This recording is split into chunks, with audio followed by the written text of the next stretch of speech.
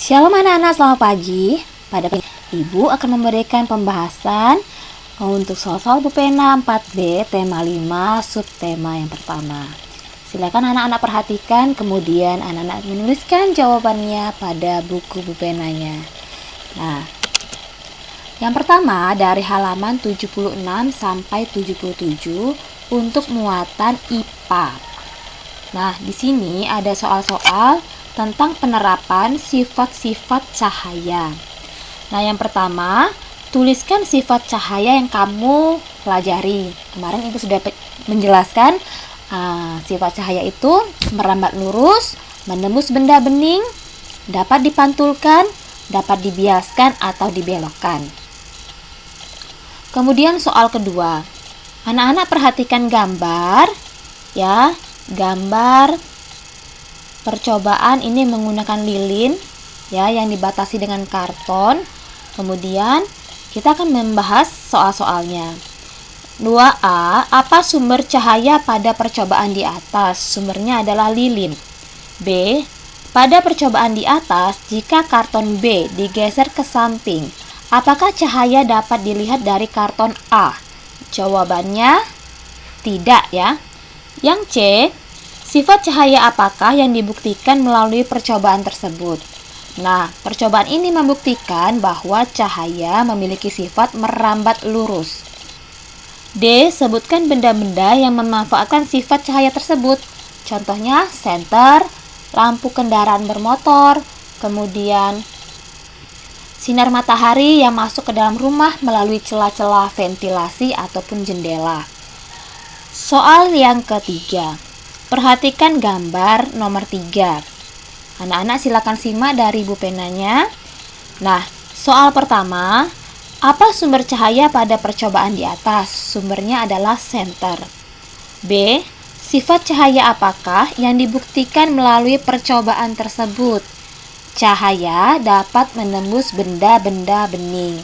Nah, ini contohnya pada gelas kaca yang diisi air yang berwarna bening. Jadi, cahaya dapat menembus gelas kaca tersebut dan cahayanya bisa dilihat pada kertas karton.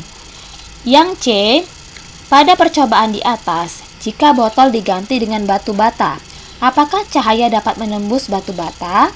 Tidak, karena batu bata bukanlah benda bening. D, sebutkan benda-benda yang memanfaatkan sifat cahaya tersebut. Contohnya kaca jendela yang bening, kemudian gelas kaca yang bening. Nomor 4, perhatikan gambar di bawah, lalu jawab pertanyaan-pertanyaan dengan benar. A, sifat cahaya apakah yang dibuktikan melalui percobaan di atas? Yaitu cahaya dapat dipantulkan. B, sebutkan benda-benda yang memanfaatkan sifat cahaya tersebut. Contohnya cermin, kaca spion, air yang jernih, periskop, dan benda-benda lain yang bisa memantulkan cahaya. C, pada percobaan di atas, jika cermin diganti dengan papan kayu, apakah kamu dapat melihat bayanganmu? Jawabannya tidak. Ya, karena kayu tidak dapat memantulkan cahaya. Nomor 5, perhatikan gambar di samping. Nah, soal yang pertama, sifat cahaya apakah yang dibuktikan melalui percobaan di samping? Yaitu cahaya dapat dibiaskan atau dibelokkan. 5 bagian B, tuliskan contoh kejadian pembiasan cahaya dalam kehidupan sehari-hari. Contohnya, pensil yang tampak patah saat dimasukkan ke dalam gelas yang berisi air, ikan yang terlihat lebih besar dan dekat jika berada di dalam akuarium, kolam atau sungai yang akan terlihat dangkal jika airnya jernih. Nah, untuk contoh yang pertama, anak-anak bisa lakukan percobaan di rumah menggunakan pensil yang dimasukkan ke dalam gelas yang berisi air. Nomor 6, perhatikan gambar. Soal 6A, apa sumber cahaya pada percobaan di samping? Sumbernya adalah matahari. B, Sifat cahaya apakah yang dibuktikan melalui percobaan tersebut? Sifat cahayanya yaitu cahaya dapat dipantulkan.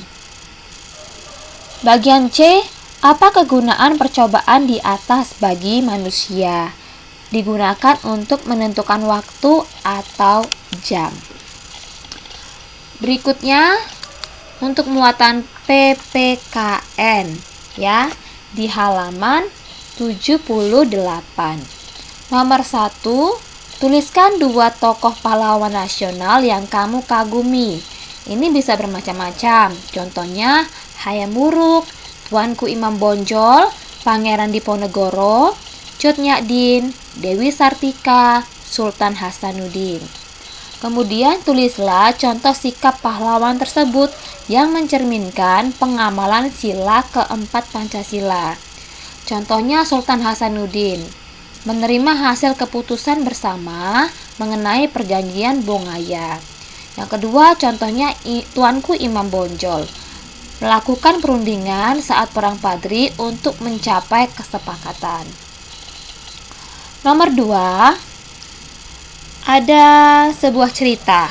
Siswa kelas 4 sedang melakukan pemilihan ketua kelas. Calonnya ada 2, yaitu Amir dan Teguh. Hasil perolehan suara menunjukkan bahwa Amir mendapatkan suara tertinggi dibandingkan Teguh. Namun Teguh tidak setuju dan marah karena dirinya tidak menjadi ketua kelas. Soal yang pertama, apakah kegiatan pemilihan ketua kelas tersebut telah menerapkan pengamalan sila keempat pada Pancasila? Jawabannya iya, karena pemilihan ketua kelas diperoleh dari pengambilan suara yang dilakukan oleh siswa. Nah, yang kedua, bagaimana sikap Teguh terhadap hasil pemilihan?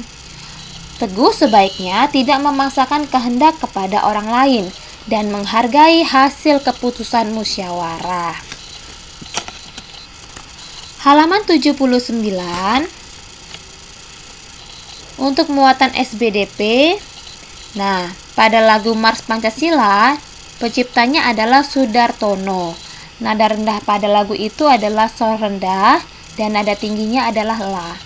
Kemudian yang kedua, lagu Maju Tak Gentar, ciptaan C. Simanjuntak. Nada rendahnya adalah nada re dan nada tingginya adalah nada fa tinggi. Halaman 82 untuk muatan IPA menjelaskan cakram warna yang diputar. Anak-anak ingat kembali bahwa cahaya itu memiliki sifat dapat diuraikan. Saat terurai, cahaya menghasilkan berbagai macam warna yaitu mejiku hibiniu, merah jingga, kuning hijau, biru nila dan ungu. Contoh penguraian cahaya dalam kehidupan sehari-hari adalah pelangi. Nah, ini pembuktian, contoh pembuktian bahwa cahaya dapat diuraikan menggunakan percobaan cakram warna. Anak-anak bisa buat di rumah cakram warna menggunakan warna mejiku hibiniu secara berurutan seperti ini. Kemudian anak-anak beri tali dan anak-anak putar. Nah, soal yang pertama, apa yang terjadi saat cakram warna diputar? Maka cakram akan tampak berwarna putih. Nomor 2, warna apa yang muncul setelah cakram diputar? Warna putih. Nomor 3, sifat cahaya apakah yang dibuktikan dari gambar tersebut? Cahaya dapat diuraikan. Halaman 83, 84 maksudnya, soal nomor 1. Bagaimana cara kita memutuskan masalah dalam sebuah halaman 83 anak-anak ya. Tuliskan informasi penting yang terdapat di setiap paragraf dalam teks. Setelah anak-anak membaca bacaan Tuanku Imam Bonjol pada paragraf pertama, kedua, dan ketiga, ada 3 paragraf.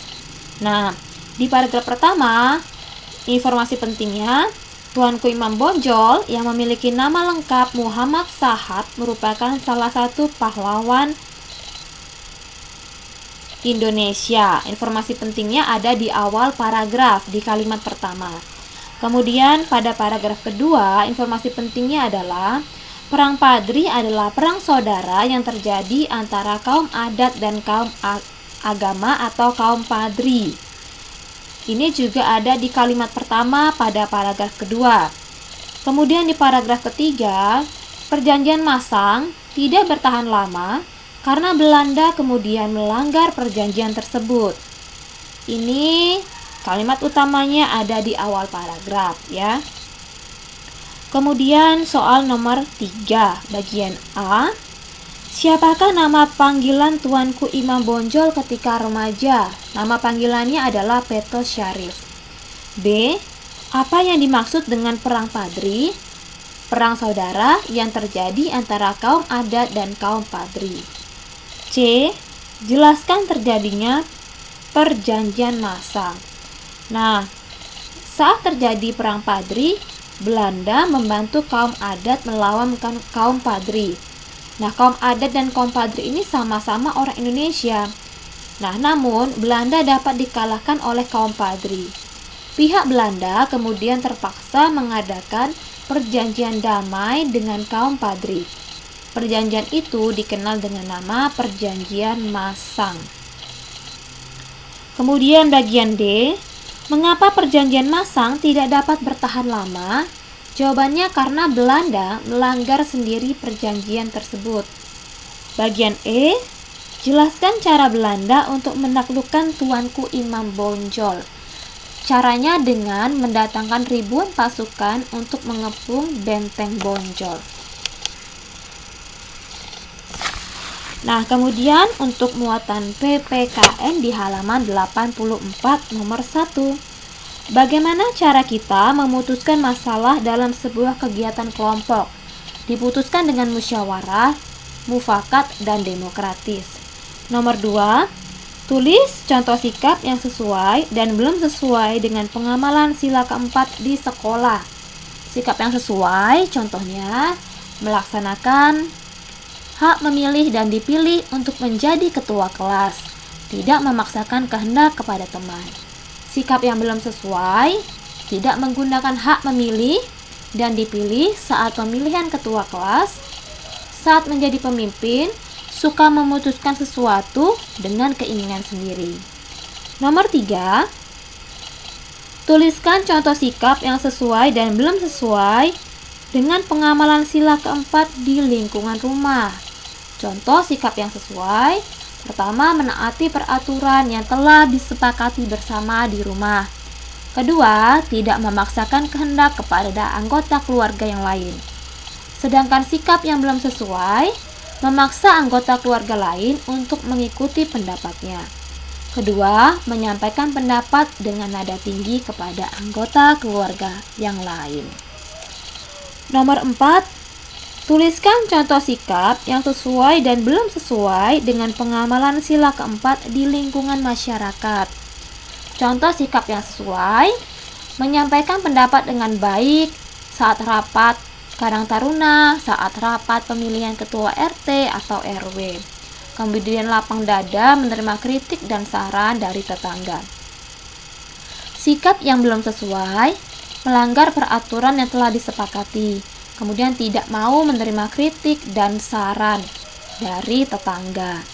Nomor 5, tulislah sikap yang dimiliki pahlawan nasional yang sesuai dengan nilai Pancasila. Contohnya, adil dan bijaksana, menghargai perbedaan, tidak mudah menyerah, menyelesaikan masalah dengan musyawarah, menerima dan melaksanakan hasil keputusan bersama. Nah, di halaman 87 tentang perjuangan tokoh kerajaan Hindu dan Buddha.